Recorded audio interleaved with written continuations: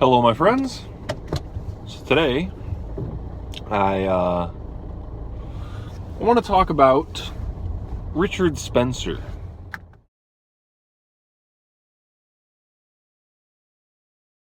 Who is he?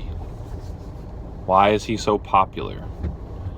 Why is he being promoted by all of the major news networks? Who is funding NPI, the group that he is the chairman of, the National Policy Institute? How is all of this happening? What's going on behind the scenes? I did a little bit of research about this because it puzzles me how somebody who could be claiming to hate the Jews and be an avowed white nationalist, the catchphrases that the news networks use, how is he being promoted and given interviews and all that by all the major corporate elite-owned networks? So I looked into his bio, and it turns out that Richard Spencer was born in Boston, Massachusetts, and moved to Texas to attend St. Mark's School outside of Dallas. Or maybe it's in Dallas, one of the two. But St. Mark's School, as it says on his Wikipedia page, is basically run by its board of directors. And the board of directors is made up of what Wikipedia calls the most established establishments of Texas. That is the oil industry, gas industry, cotton back in the day.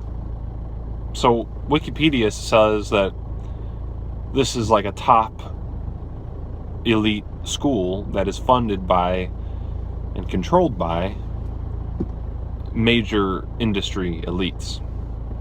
And when you look at the alumni list of St. Mark's, you find a list of elites, people in oil and gas exploration.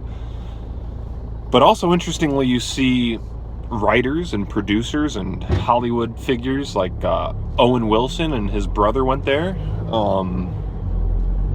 You find musicians but also government officials. The CIA agent who decided that she wouldn't protect Donald Trump, she went there. So a lot of insiders have been there, and it's interesting. I don't know what would make Richard Spencer's family move halfway across the country to send him to this school. That's sort of interesting to me. But another interesting aspect of Richard Spencer is that NPI, the institution that he is the chairman of, was founded and is basically run behind the scenes by William Regnery II. And William Regnery's father, Henry Regnery, started a company called Regnery Publishing back in 1947, which is also the year that the CIA was founded.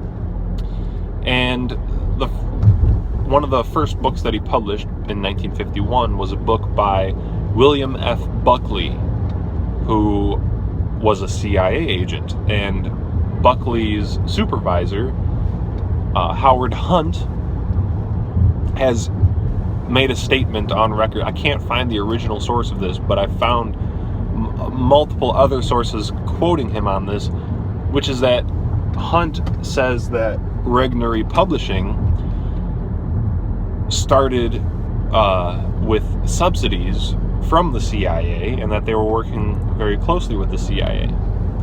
And considering the date that it was started, that's not too much of a stretch. And it's also not much of a stretch when you consider who Henry Regnery's father was. So this would be the grandfather of the William Regnery who's working closely with Richard Spencer, William Regnery I. William Regnery I started, well, first of all, he was a wealthy textile manufacturer. He was an elite. And the Will Regnery that Richard Spencer works with is the direct heir of this fortune. But the first William Regnery, back in the day, started the America First Committee, which is a famous committee in American history against intervention in World War II. But William Regnery I started it with General Robert E. Wood. And through Wood, Regnery is connected to the Farish family, since Wood's daughter married William Farish Jr., I think it was a William, married into the Farish family. So clearly the Wood family and the Farish family were very close. The Regnery family must have been close with the Wood and the Farish family through this connection. And we already know that the Regnerys were close to the CIA through Henry Regnery starting Regnery Publishing with CIA funds. But the Farishes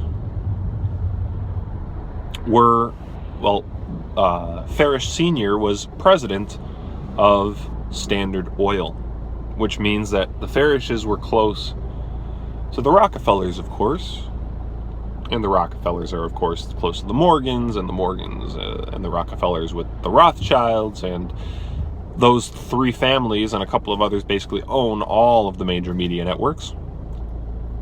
And the fact that Regnery is so close with the Woods, who were so close with the Farishes, means that the Rockefellers must have been, they're dealing in the same circles as these people. And it's also interesting that we find this connection so quickly. That Richard Spencer is working with the grandson of someone who was working closely with people in the same circle as the Rockefellers. That's just amazing. And I'm not accusing Richard Spencer of anything. Maybe he's not aware of this. Or maybe the Regnery family went rogue at some point, but I doubt it. I don't know anybody who are billionaires. I bet you don't know anybody who are billionaires. I don't even know anybody. I don't think I've ever known anybody who has known a billionaire or has been connected with, a top industry man, a financier, or an industry CEO or something. Nobody I know is like this. And see, all I want from my leaders, if I'm going to say that Spencer is a leader of a group that, or that he's putting himself up as a leader of a group, all I want from leaders is transparency. Back in the day, back in the Odyssey and the Iliad days, one of the first things you'd ask somebody is, who are your parents?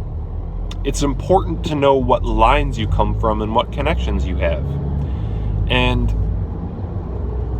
the fact that Spencer is working so closely with this Regnery, whose grandfather is so closely tied with the Farishes. Oh, and this is the other thing that's interesting. There's a photo floating around the internet of Richard Spencer seemingly hanging out on the lake or whatever with Laura Bush.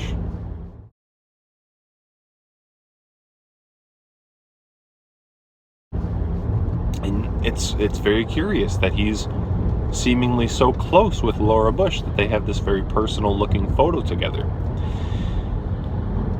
But it's not so mysterious when you consider that Richard Spencer is working closely with somebody whose grandfather was close with General Wood and William Farish, and the Farishes are very close themselves with the Bush family, since Prescott Bush acquired Dresser Industries, this oil parts manufacturing industry, which supplied the parts used for drilling operations that the Farishes were involved with.